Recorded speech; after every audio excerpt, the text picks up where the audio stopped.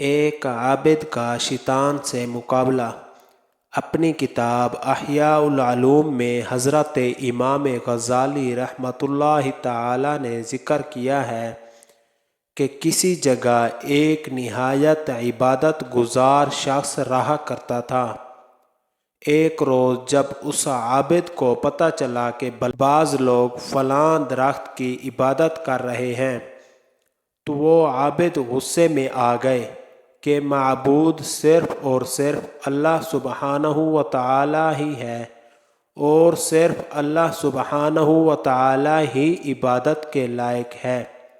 چنانچہ وہ عابد نہایت غصے میں اس درخت کو کاٹنے کے ارادے سے اس طرف چلا ہی تھا کہ شیطان انسانی شکل بدل کر سر راہ اس عابد سے ملا اور کہنے لگا، اگر تو نے اس درخت کو کاٹ بھی دیا تو لوگ کسی اور کی پوجا کرنے لگیں گے، لہٰذا تم اپنی عبادت میں مصروف رہو اور اس درخت کو مت کاٹو۔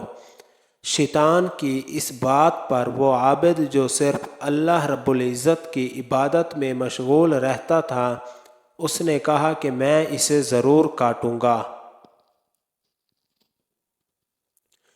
جب شیطان نے دیکھا کہ اس کی یہ تدبیر کامیاب نہ ہو سکی تو شیطان نے پھر سے اس عابد کو روکا تو دونوں میں ہاتھا پائی شروع ہو گئی، یہاں تک کہ عابد نے شیطان کو بھاگنے پر مجبور کر دیا،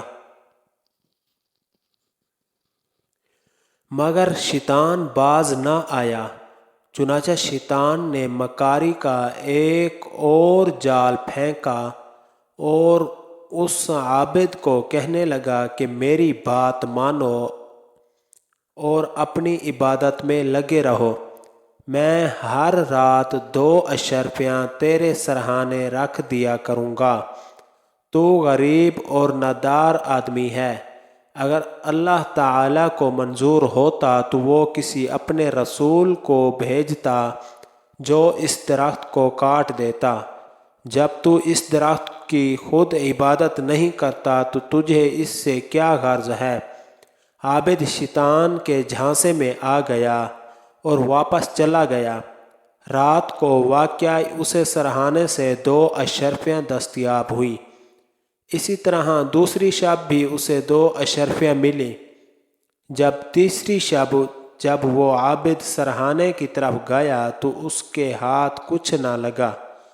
اب اس عابد کو شیطان پر بہت غصہ آیا اور وہ پھر اسی درخت کو کاٹنے کے لیے باہر نکلا تو پھر سے شیطان کو مد مقابل پایا۔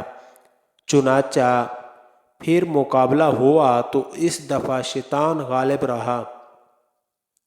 عابد نے تعجب سے دریافت کیا کہ آخر کیا وجہ ہے کہ پہلے میں تجھ پر غالب آیا اور آج تو؟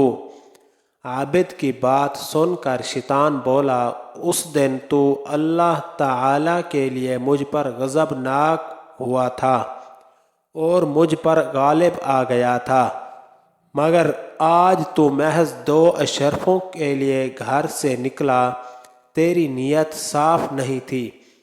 آج تو صرف اپنے فائدے کے لیے گھر سے نکلا تو میں تجھ پر غالب آ گیا۔ پتہ چلا کہ نیت خالص شیطان پر غلبہ دیتی ہے، نیت خالص شیطان پر غلبہ دیتی ہے اور بد نیتی کے باعث شیطان غالب آ جاتا ہے۔ تو اس سے ہمیں یہ سبق ملا پیارے دوستو، ہمیں ہر نیک کام صرف اللہ سبحانہ و تعالیٰ کی رضا کے لیے ہی کرنا چاہیے، کیونکہ نبی کریم صلی اللہ علیہ وآلہ وسلم نے فرمایا، اعمال کا دار و مدار نیتوں پر ہے اور ہر شخص وہی کچھ ہے جس کی وہ نیت کرے گا، لہٰذا ہمیں عمل سے بڑھ کر اس کی قبولیت کا اہتمام کرنا چاہیے، اپنی نیت پر توجہ دینی چاہیے تاکہ ہم ہر کام خالصتاً اللہ تعالیٰ کی رضا کے لیے ہی کر سکیں۔ اب یہاں پر ایک عالم دین کا مبارک فرمان بھی سن لیجئے۔